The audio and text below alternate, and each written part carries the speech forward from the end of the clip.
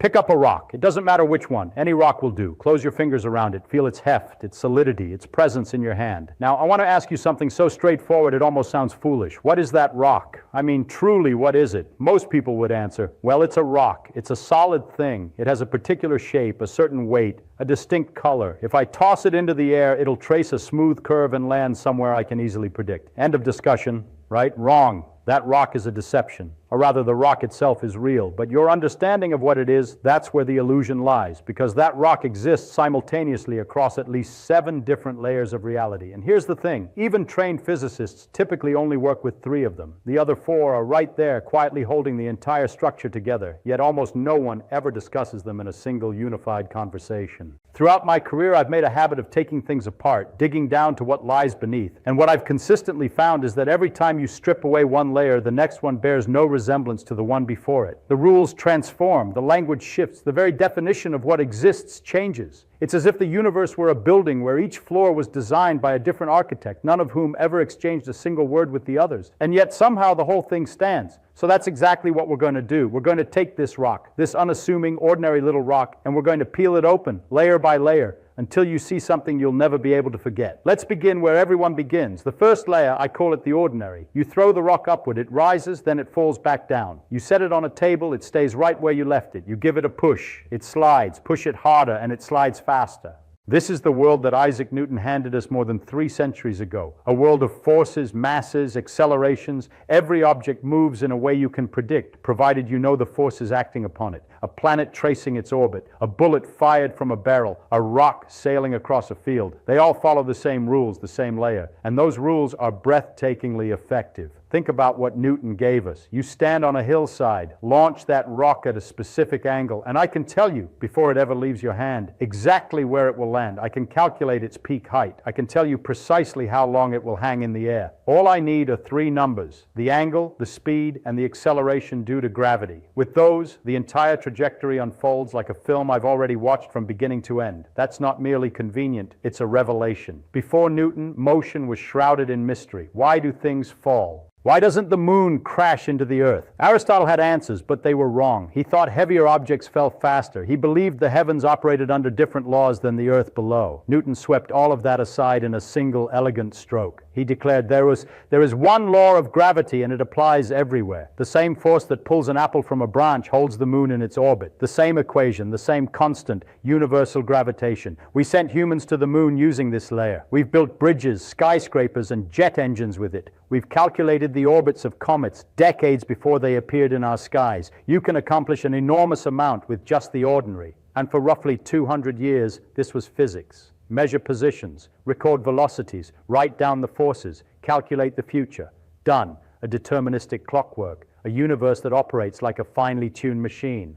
Once you know the starting conditions, you know everything that will ever happen. There was a man named Pierre-Simon Laplace who pushed this idea to its ultimate conclusion. He imagined a demon, a hypothetical intelligence that knew the position and velocity of every particle in the universe at a single instant. Laplace claimed that such a demon could calculate the entire future and the entire past. Nothing hidden, nothing uncertain, everything determined from the very beginning. Feels complete, doesn't it? It's not even close. Because already, sitting inside that rock, there's a second layer screaming for attention, and Newton couldn't hear it. Put your hand on the rock. Is it warm? Is it cool? That sensation, that warmth or coolness, is the second layer revealing itself. I call this one the hidden crowd. What you perceive as temperature isn't a force. It isn't something you can point to. You won't find heat if you zoom in close enough. Instead, what you'll discover is motion. Random, chaotic, frantic motion of things so tiny they're invisible. Every atom in that rock is jiggling, vibrating, bouncing within its own little cage of neighboring atoms. Trillions upon trillions of them, all engaged in their own private, ceaseless dance.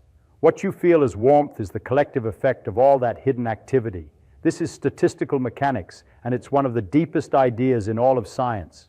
It tells us that when you have enormous numbers of particles, new laws emerge. Laws that don't exist at the level of individual objects. You cannot define the temperature of a single atom. The concept doesn't even make sense. Temperature is a property of crowds. It's like asking what the traffic pattern is of one car. The term has no meaning until there are thousands of cars interacting on a highway. Ludwig Boltzmann figured this out in the 1870s, and it nearly destroyed him. The scientific establishment of his time didn't believe in atoms. Many prominent physicists thought atoms were merely a convenient fiction, a calculating trick. Boltzmann said, no, atoms are real, and the laws of thermodynamics, the laws of heat, energy, and entropy, emerge from the collective behavior of unimaginably vast numbers of them.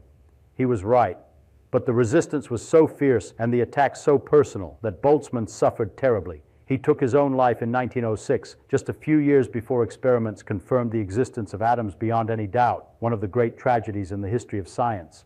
But what Boltzmann gave us was a key to a door nobody knew existed. He showed that entropy, the measure of disorder, has a precise statistical meaning. The entropy of a system is proportional to the logarithm of the number of ways you can rearrange its microscopic parts without changing what it looks like on the macroscopic scale. A gas with all its molecules crammed into one corner of the room has low entropy because there's essentially only one arrangement that puts them all in that corner. A gas with its molecules spread evenly throughout the room has high entropy because there are astronomically more ways to arrange them evenly than to pile them in a corner. But what emerges from this crowd behavior is something no one expected. You get a brand new law that has no equivalent in Newton's mechanics. You get the second law of thermodynamics. Things move from order to disorder. Hot objects cool down. Cold objects don't spontaneously heat up. You can stir cream into coffee, but you can never unstir it. Time at this layer has a direction, and that direction comes purely from probability, from the overwhelming statistical likelihood that a vast crowd of particles will move toward the most probable arrangement. Think about that for a second. There's no force pushing things toward disorder.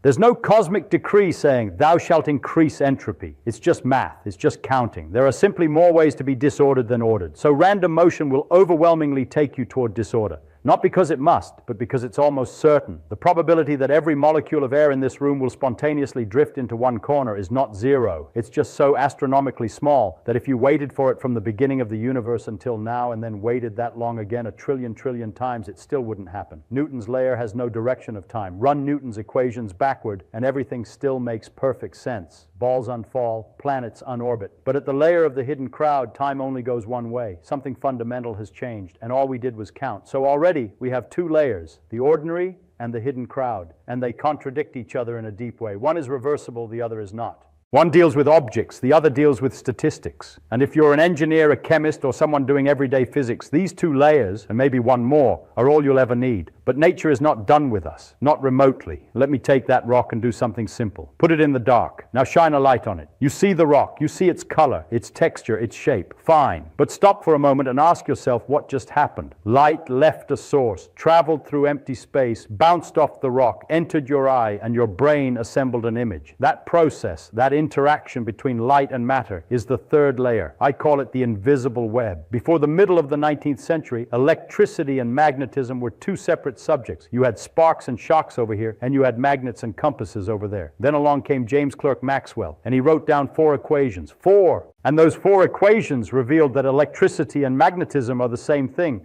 They are two aspects of a single entity, the electromagnetic field. And this field doesn't just connect wires and magnets. It fills all of space. It's between you and the wall right now. It's between the earth and the sun. Every point in the universe has an electromagnetic field value. And when that field ripples, the ripple travels at the speed of light because the ripple is light. That's worth pausing on. Light is not a substance. Light is a disturbance in the electromagnetic field. It's a wave that carries itself. The electric part generates the magnetic part, and the magnetic part generates the electric part. This self-sustaining oscillation propagates forward at 186,000 miles per second forever until something gets in its way. Maxwell didn't know he was about to have one of the greatest moments in the history of science. But when he wrote down his equations and calculated the speed of these electromagnetic waves, the number he got was the speed of light. Exactly. He didn't put light into his equations. He put in electricity and magnetism, and light fell out. That's the kind of moment that makes you stand up from your desk and pace around the room. He had unified 3 things that seemed completely unrelated, electricity, magnetism, and optics, into one framework with 4 equations. It's one of the greatest achievements of the human mind. But Maxwell's layer introduced something that didn't exist in the first 2, a field. Not an object, not a particle, but a thing that exists everywhere, that has a value at every point, that changes and flows and interacts with charged matter. Newton dealt in forces between objects, like invisible ropes pulling things together across empty space. He wasn't happy about it, by the way. He called it action at a distance and said it was philosophically absurd, but the math worked, so he used it. Maxwell said, no, there's something filling the space between the objects, and the objects push and pull on that, and that pushes and pulls on other objects. The field is the intermediary. The field is real. This idea that fields are physically real things, not just mathematical conveniences, was revolutionary, because up until Maxwell, physics was about stuff. Particles, objects, things you could point at. Now there was this invisible entity permeating all of space, carrying energy, carrying momentum, carrying information from one charged particle to another at a finite speed. That finite speed part is crucial. In Newton's world, if you move the sun, the Earth feels it instantly. In Maxwell's world, there's a delay. The news has to travel through the field, and it travels at the speed of light. That delay, that finite propagation, would later become the cornerstone of Einstein's special relativity. And this is where most people stop. If you take an undergraduate physics degree, by the time you've covered mechanics, thermodynamics, and electromagnetism, you've got a solid toolkit. You can explain most of what you encounter in daily life. Rocks fall, things heat up, light bounces around. 3 layers, very satisfying, but you've missed the basement and the sub-basement and the thing underneath the sub-basement, and maybe something underneath that. Let's go down to layer 4. The uncertain fabric. Zoom in on the atoms inside that rock. Zoom in far enough and something absolutely bizarre starts to happen. The rules change, not a little bit, completely. At the scale of atoms and smaller, the universe doesn't behave like tiny billiard balls bouncing around. It behaves like nothing you've ever experienced. An electron in that rock doesn't have a definite position. No, I don't mean we can't measure it precisely enough. I mean it genuinely does not have one. Until you look, the electron exists as a kind of blur of possibilities, a wave of probability spread out over space. The atom has no hard edges. The electron is not orbiting the nucleus the way a planet orbits a star. It's smeared out in a cloud, and the cloud is densest where the electron is most likely to be found, but it's everywhere in that cloud simultaneously. This is quantum mechanics. And when I say it changed everything, I mean it changed the meaning of the word exist. In the ordinary layer, things are somewhere. In the uncertain fabric, things are in many places at once, in a very precise mathematical way described by something called a wave function. The wave function is a recipe for calculating probabilities. Wherever the wave function is large, the particle is likely to be found. Where it's small, the particle probably isn't. But the particle doesn't choose a location until something interacts with it, until a measurement happens. Einstein hated this. He spent the last 30 years of his life fighting it. He said, God does not play dice with the universe. And Niels Bohr reportedly told him to stop telling God what to do. The argument was fierce and brilliant, and it went on for decades. And the astonishing result is that Einstein lost. Every experiment we've ever done confirms the quantum picture. Reality at the small scale is genuinely probabilistic. Not because we're ignorant, because that's how it is. But let me show you how deep the uncertain fabric goes, because it's not just about fuzzy positions. There's a thing called quantum tunneling, and it's happening in your rock right now. Imagine a ball rolling toward a hill. If the ball doesn't have enough energy to get over the hill, it stops and rolls back. That's what Newton says. But at the quantum layer, a particle heading toward an energy barrier has a non-zero probability of appearing on the other side. Not going over, not going through, just appearing there, as if the barrier didn't exist. With some probability, that depends on how wide and how tall the barrier is. This isn't a theory waiting for confirmation. This is how the sun works. The protons in the sun's core don't have enough energy to overcome their electrical repulsion and fuse together, not by classical standards, but they tunnel through the barrier. And when they do, they fuse and they release the energy that lights up the entire solar system. If quantum tunneling didn't exist, the sun wouldn't shine, stars wouldn't burn, you wouldn't be here. That rock in your hand, the atoms in it were forged inside stars that could only ignite because of this layer. And there's one more thing about the uncertain fabric that I have to tell you, because it's possibly the strangest single feature of the natural world: entanglement. You can prepare 2 particles so that their quantum states are linked, not connected by a wire, not communicating, linked in a way that has no classical analogy. You separate them. Put one on this side of the room, the other on the far side, or the other side of the galaxy. It doesn't matter. Now measure a property of the first particle. The instant you do, the second particle's state is determined, not because a signal traveled between them, not because they agreed ahead of time. The correlation is stronger than any classical scheme could produce. Einstein called it spooky action at a distance, and he used it as an argument that quantum mechanics must be incomplete, that there had to be hidden variables we weren't seeing. In 1964, John Bell proved mathematically that if hidden variables existed, Certain experimental measurements would obey a particular inequality. And in the 1980s, experiments by Alain Aspect and others showed that Bell's inequality is violated conclusively. The correlations are real, they're non-classical, and they don't depend on hidden information shared in advance. Nature really does this. Two particles separated by any distance, sharing a state that isn't fully real until you poke one of them. Nobody fully understands what entanglement means. It's one of the features of quantum mechanics that every interpretation has to grapple with.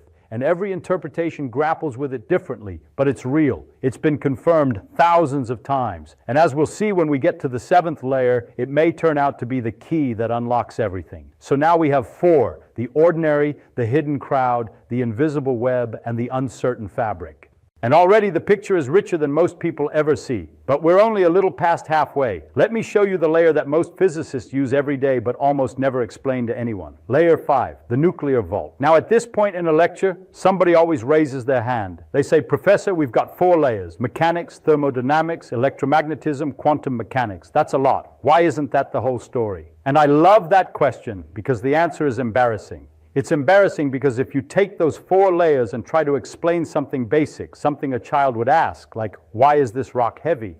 You can't do it, not really. Mechanics tells you the rock has mass. Thermodynamics tells you the atoms are jiggling. Electromagnetism tells you the electrons are bound to nuclei. Quantum mechanics tells you the electrons exist as probability clouds. Wonderful. But where does the mass actually come from?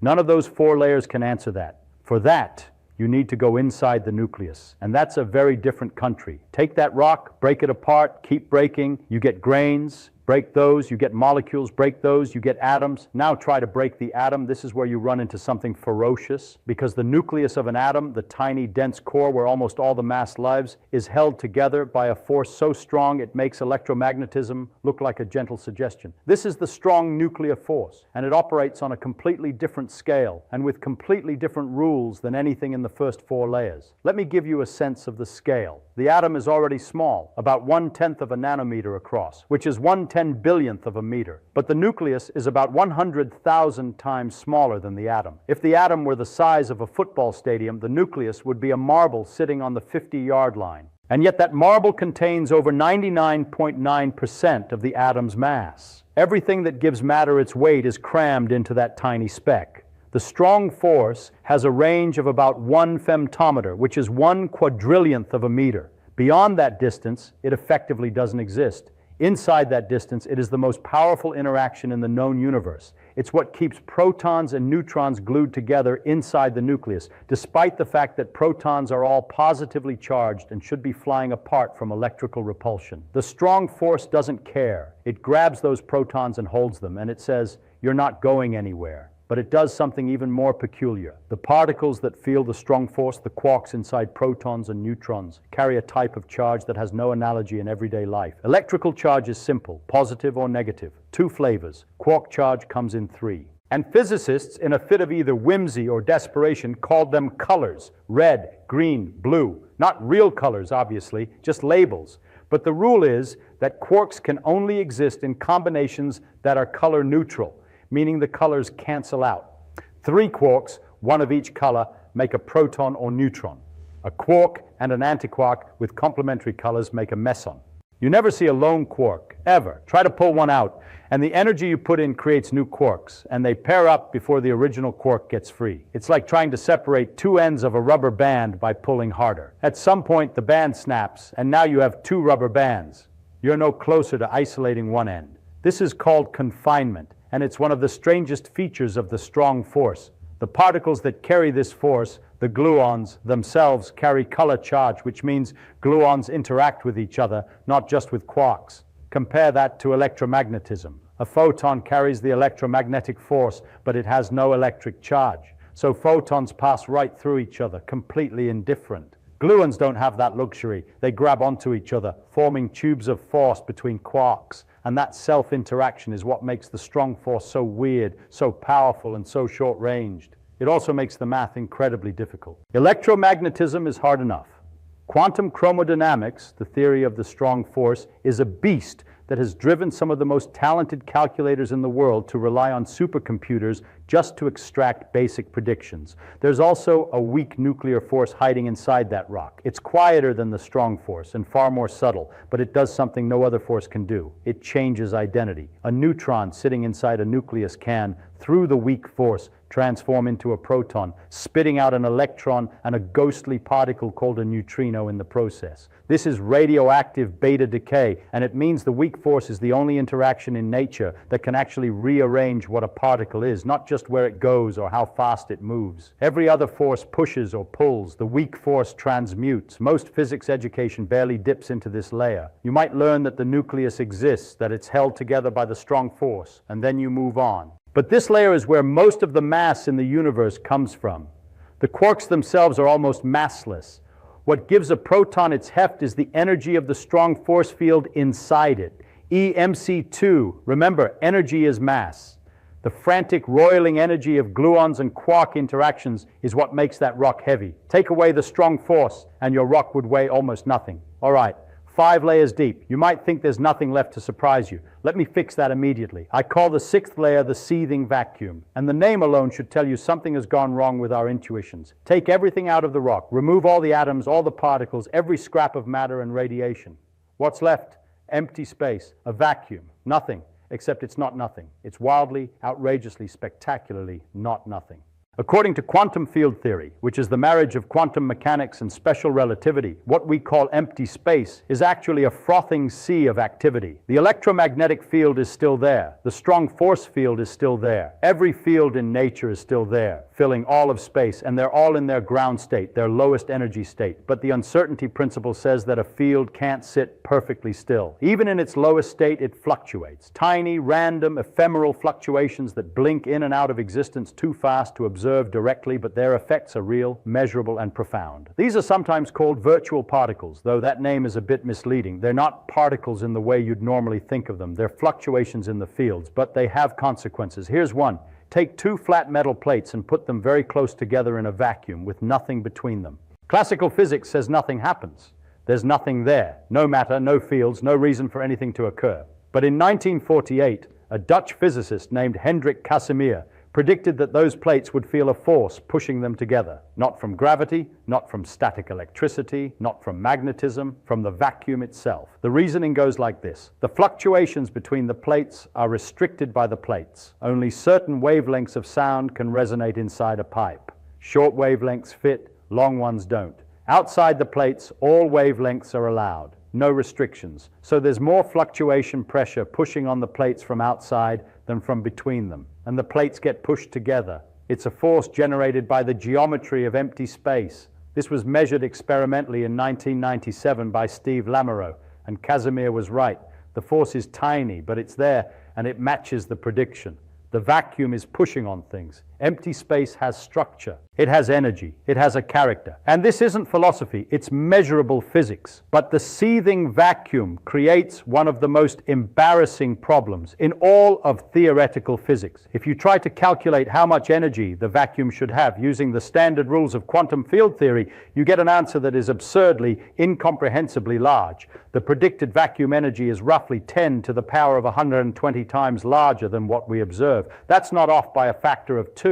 That's not off by a factor of 1,000,000. That's off by a 1, followed by 120 zeros. Some people call it the worst prediction in the history of physics, and they're not exaggerating. Something is very wrong with our understanding of this layer, and nobody knows what. There are ideas, there are speculations, but there's no consensus. The seething vacuum is real. The math describing it works amazingly well for calculating particle interactions, scattering amplitudes, magnetic moments of electrons to 12 decimal places of accuracy. But the vacuum energy calculation is a disaster, and it's been a disaster for decades. This is one of the great unsolved mysteries, and it connects directly to the 7th layer. But I'm not done with the 6th yet, because the seething vacuum does something else that most people have never heard of. It gives particles their mass. The Higgs field, which was proposed in 1964 and confirmed experimentally in 2012 at the Large Hadron Collider, is a quantum field that fills all of space like the others. But unlike the electromagnetic field, the Higgs field has a non-zero value even in its ground state. It's not zero everywhere. It's some constant value everywhere. And when certain particles move through this field, they interact with it. And that interaction resists their acceleration. And that resistance is what we experience as mass, not all mass. Remember, most of the proton's mass comes from the strong force energy inside it. But the mass of the electron, the mass of the quarks themselves, the mass of the W and Z bosons that carry the weak force that comes from the Higgs field. It's as if the whole universe is filled with an invisible molasses, and some particles get stuck in it more than others. How stuck they are determines how heavy they feel. The photon, by the way, doesn't interact with the Higgs field at all. And that's why it's massless. And that's why it travels at the speed of light. If the Higgs field weren't there, or if it somehow turned off, every particle would be massless. Electrons would fly around at the speed of light. They could never be captured by nuclei. Atoms couldn't form. Chemistry wouldn't exist. Biology wouldn't exist.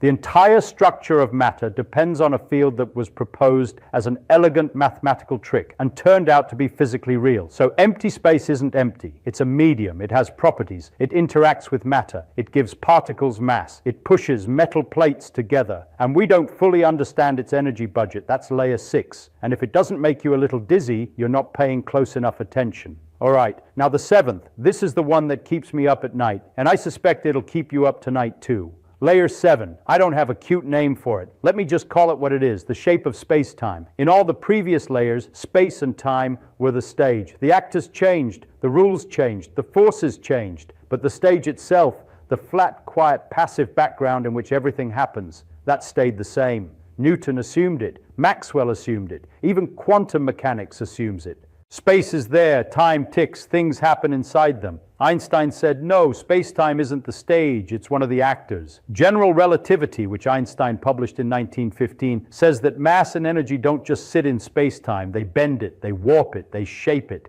And the warping of space-time is what we experience as gravity. The Earth doesn't pull you down with some invisible rope. The Earth bends the space-time around it. And you, moving forward in time, find that your path through space-time curves toward the Earth. You're not being pulled. You're following the shape of space itself. And this isn't just a reinterpretation. It predicts things Newton couldn't. It predicts that light bends around massive objects, not because light has mass, but because the space it's traveling through is curved. This was confirmed during a solar eclipse in 1919. It predicts that time runs slower in strong gravitational fields. This has been confirmed with atomic clocks on airplanes. Your GPS system has to correct for it, or your position would drift by kilometers every day. It predicts black holes, regions where space-time curves so sharply that nothing, not even light, can escape. It predicts gravitational waves, ripples in the fabric of space-time itself, caused by colliding massive objects. And these were detected directly for the first time in 2015. 2 black holes, each about 30 times the mass of the sun, spiraling into each other a billion light years away, merging in a cataclysm that for a brief instant released more energy than all the stars in the observable universe combined. And the signal that reached Earth after traveling for over a billion years was a stretch of space smaller than 1,000th the diameter of a proton. That's how sensitive the LIGO detectors had to be, and they detected it. Space-time rippled, and we felt it. Space-time is dynamic. It breathes, it stretches, it vibrates. It can be torn, as far as we know, into singularities where the curvature becomes infinite and our equations break down. At the center of every black hole, general relativity predicts a point of infinite density, infinite curvature, a place where the math says, I give up. That's not a satisfying answer. That's a confession. The theory is telling us it has reached its limits. And here's where the 7th layer reveals the deepest problem in all of physics. Because this layer and the 4th layer, the uncertain fabric, do not get along. General relativity is a smooth, continuous theory. Space-time is a fabric. You can stretch it, bend it, but it flows. Quantum mechanics is a janky, probabilistic, discrete theory. Things come in chunks. Energy is quantized. Positions are uncertain. When you try to apply quantum rules to space-time itself, when you try to ask what the fabric of the universe does at the smallest possible scale, the Planck scale, about 1035 meters, the math explodes. You get infinities, you get nonsense, you get predictions that are not just wrong, but meaningless. This is the problem of quantum gravity, and it has been unsolved for nearly a century. There are attempts. String theory imagines that at the very bottom, particles are tiny vibrating strings, and different vibration modes produce different particles, like different notes from the same guitar string. Other approaches try to quantize space-time directly, treating space itself as a network of discrete chunks at the Planck scale. Pixels of reality itself. These ideas are mathematically beautiful. Some of them may even be right, but none of them have made a prediction we can test with current experiments. Not one. We are stuck. And we have been stuck for decades. And the reason this matters, the reason this isn't just an academic puzzle, is that the seventh layer tells us everything above it is provisional. If we can't describe space-time quantum mechanically, then we don't truly understand what space and time are. And if we don't understand what space and time are, then every layer built on top of them is, in some sense, a working approximation. Spectacularly useful, but not the final word. Let me lay them out for you, all seven, so you can see them stacked. At the top, the ordinary, Newton's world, forces and motions, objects with definite positions and velocities, a clockwork universe. Below that, the hidden crowd, thermodynamics, the statistical behavior of enormous numbers of particles, giving rise to temperature, entropy, and the arrow of time. Below that, the invisible web, electromagnetism, fields that fill all of space, carrying light, binding atoms into molecules, mediating every chemical reaction and biological process in your body. Below that, the uncertain fabric, quantum mechanics, probability, superposition, entanglement, the dissolution of certainty at the smallest scales. Below that, the nuclear vault, the strong and weak forces, confinement, color charge, the source of nearly all the mass in ordinary matter. Below that, the seething vacuum, quantum field theory, fluctuations in empty space, the Higgs field, virtual particles, the Casimir effect, a vacuum energy problem that embarrasses every theorist alive. And at the very bottom, the shape of space-time, general relativity, a dynamic fabric that bends and ripples and may, at some scale we haven't reached, dissolve into something we don't have a word for yet. 7 layers, all of them present in your rock, all of them active right now. And here's what I find most extraordinary. Each layer was discovered because someone noticed that the layer above it couldn't answer some particular question. Newton couldn't explain heat. Heat couldn't explain light. Light couldn't explain atomic stability. Atomic physics couldn't explain nuclear binding. Nuclear physics couldn't explain why particles have mass. And mass can't explain what space-time is. Every layer exists because the one above it failed to answer a question it couldn't even formulate. And if the pattern holds, and I think it does, the 7th layer will eventually be surpassed by an 8th, maybe a 9th. We just can't see them yet. And look, the pattern isn't just about the layers being incomplete. It's about the nature of the incompleteness. Each time the missing piece was something the previous framework couldn't even formulate as a question. Newton couldn't ask, what is temperature? Because his framework didn't have the vocabulary for statistical behavior. Maxwell couldn't ask, why is the atom stable? Because his framework predicted that electrons should spiral into the nucleus in a tiny fraction of a second, radiating energy the whole way down. The atom should not exist according to classical electromagnetism. And yet, here we are, made of atoms, asking the question. That's not a small failure. That's the kind of failure that tells you something about the structure of knowledge itself. I want to say one more thing about this because it's the thing that really gets to me. Most of the time when people talk about physics, they talk about one layer at a time. Classical mechanics in one course, thermodynamics in another, quantum mechanics in a third. And that makes sense for education. You have to learn the pieces before you see the puzzle. But the consequence is that even professionals spend most of their careers working on 1 or 2 layers, and they rarely step back to see the whole stack. And the stack is where the beauty is. The stack is where you see that nature isn't a collection of separate rule books. It's one thing, one insanely complicated, deeply interconnected, maddeningly beautiful thing that shows you different faces depending on how closely you look. The rock doesn't care which layer you're examining. All 7 are happening at once. The atoms vibrate thermally while the electrons obey quantum probability clouds, while the nuclei are held together by gluon interactions, while the vacuum fluctuates around them, while the space-time they sit in curves gently under the rock's own mass. All of it simultaneously. In a piece of stone you could skip across a pond. And you want to know what I think is going to happen next? I think someone someday is going to find a way to see through all 7 layers at